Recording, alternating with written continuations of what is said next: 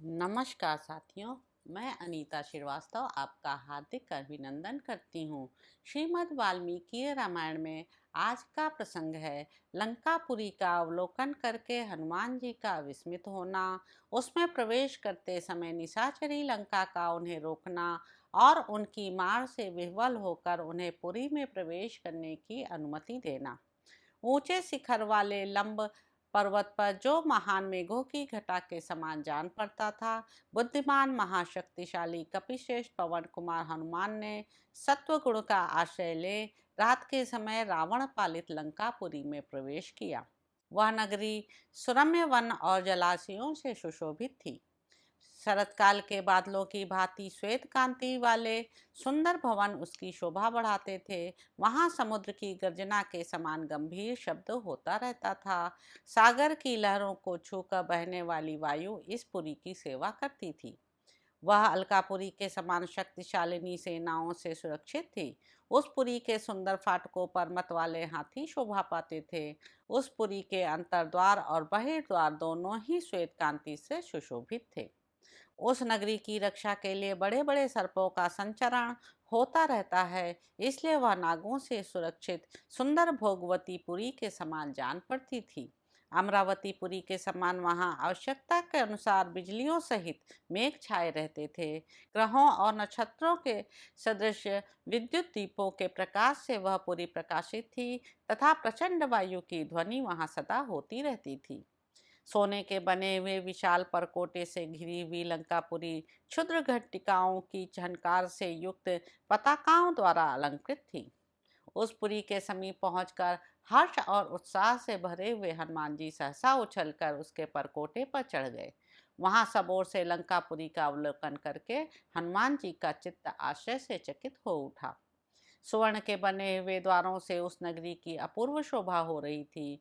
उन सभी द्वारों पर नीलम के चबूतरे बने हुए थे। वे सब द्वार हीरो, स्फटिकों और मोतियों से जड़े गए थे।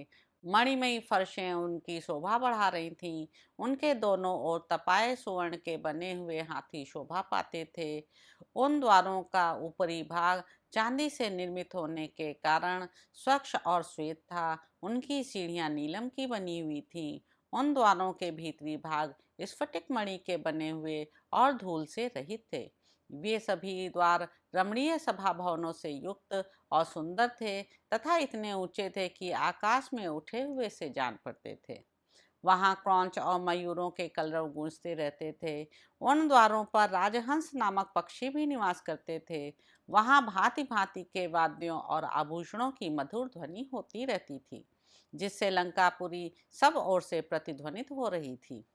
कुबेर की अलका के समान शोभा पाने वाली लंका नगरी त्रिकूट के शिखर पर प्रतिष्ठित होने के कारण आकाश में उठी हुई सी प्रतीत होती थी।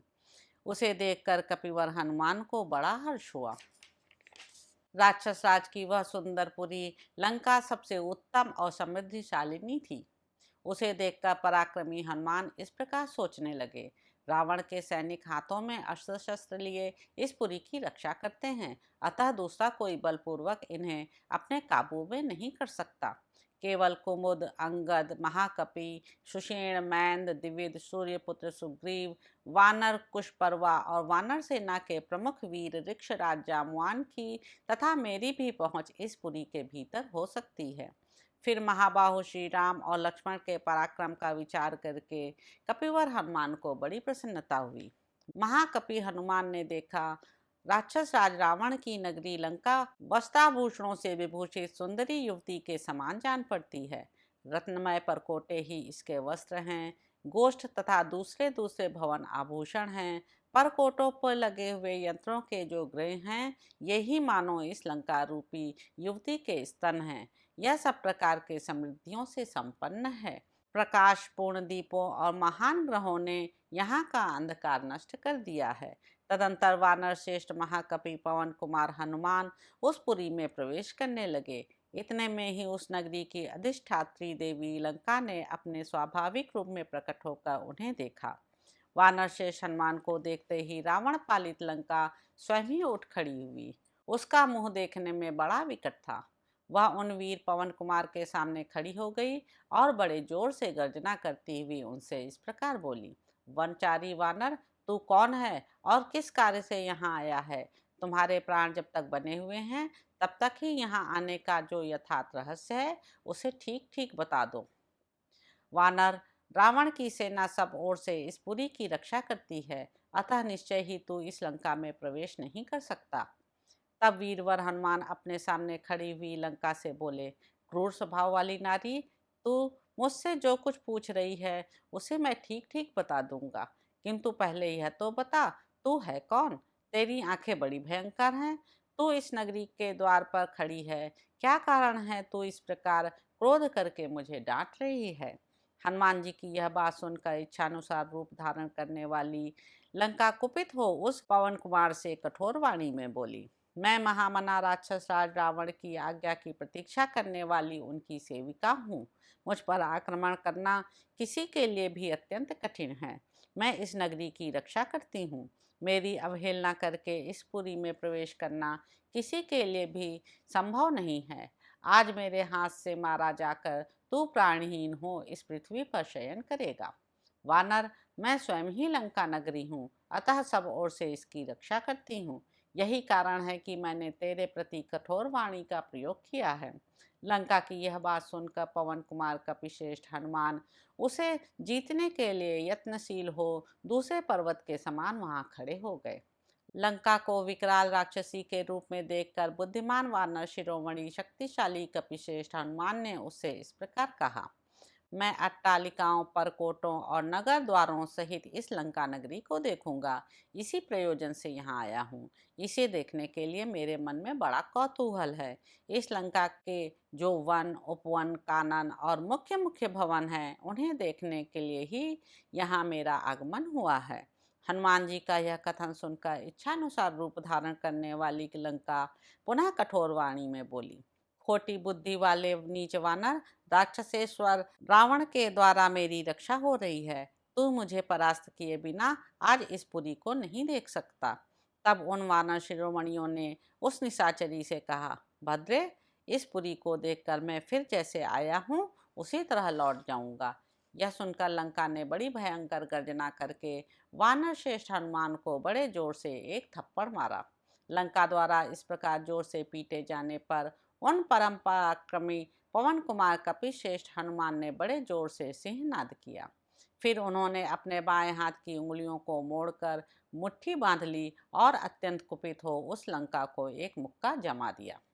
उसे स्त्री समझकर हनुमान जी ने स्वयं ही अधिक क्रोध नहीं किया, किंतु उस लघु प्रहार से ही उस निशाचरी के सारे अंग व्याकुल हो गए। वह सहसा पृथ्वी पर गिर पड़ी। उस समय उसका मुख बड़ा विकराल दिखाई देता था। अपने ही द्वारा गिराई गई उस लंका की ओर देखकर और उसे स्त्री समझकर तेजस्वी और हनुमान को उस पर दया आ गई। उन्होंने उस पर बड़ी कृपा करी।